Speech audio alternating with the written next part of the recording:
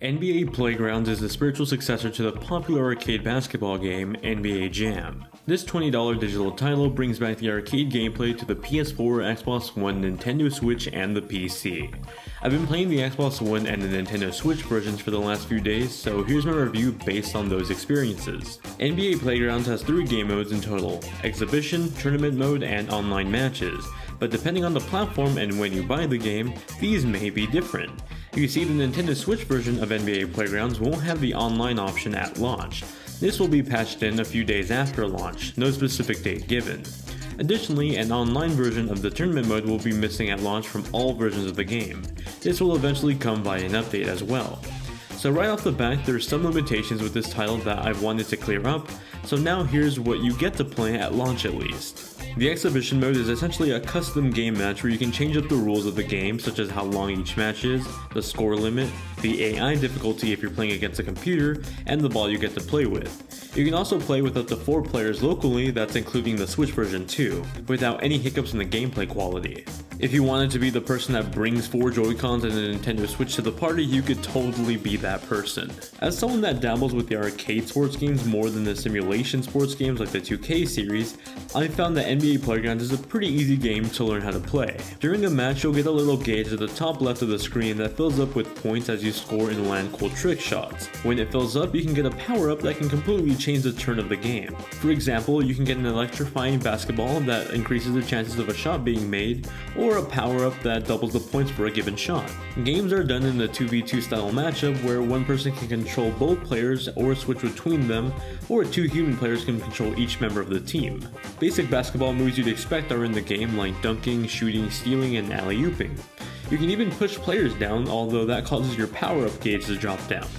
Actually, speaking of pushing, if you push, steal, crossover, or sprint, you'll use up your little stamina circle around your player. When you run out of stamina and still try to do something, your controller will vibrate, and I gotta say, I wish you could change the vibration levels on these controllers because damn, they feel so overdone in this title. Specifically on the Switch version, it just feels absurdly loud with the vibration.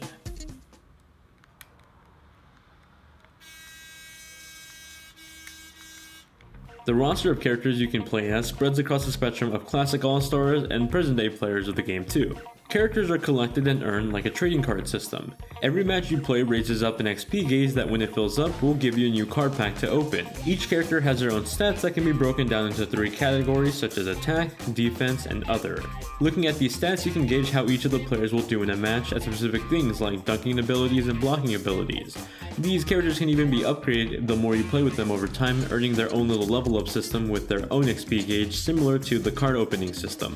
One thing I really did appreciate is the fact that when you earn cards and they're duplicates of cards you own already, they actually adds XP to the characters you already own, helping them level up much faster.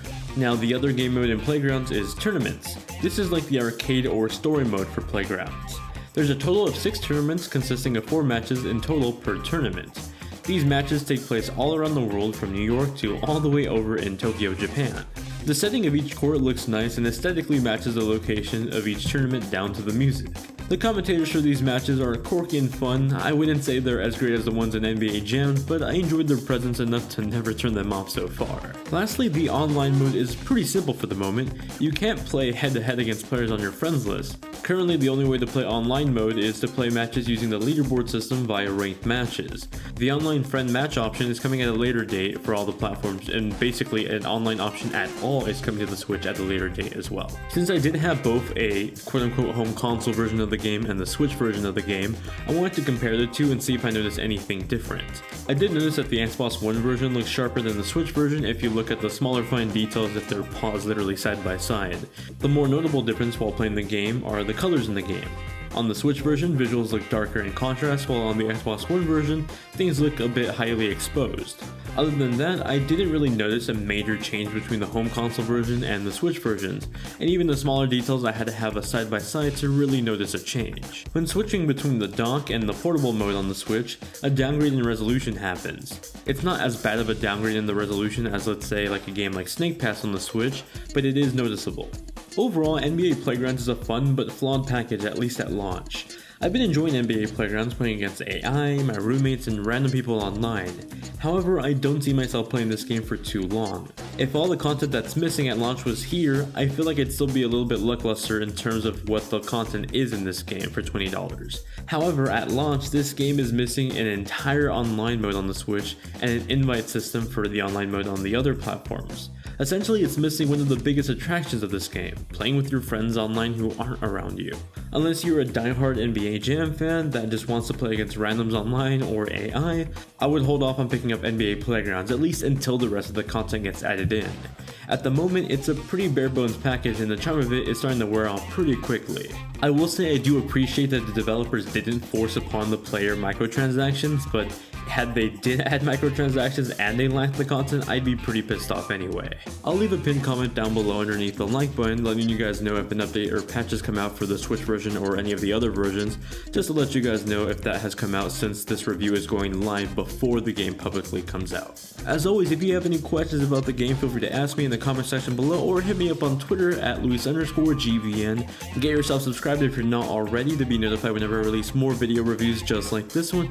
And as always, if there's a game coming out in the future that you want reviewed on this channel, please let me know ahead of time in the comments down below. Thank you all very much for watching, hope you guys have a great day, and I'll see you all in the next one.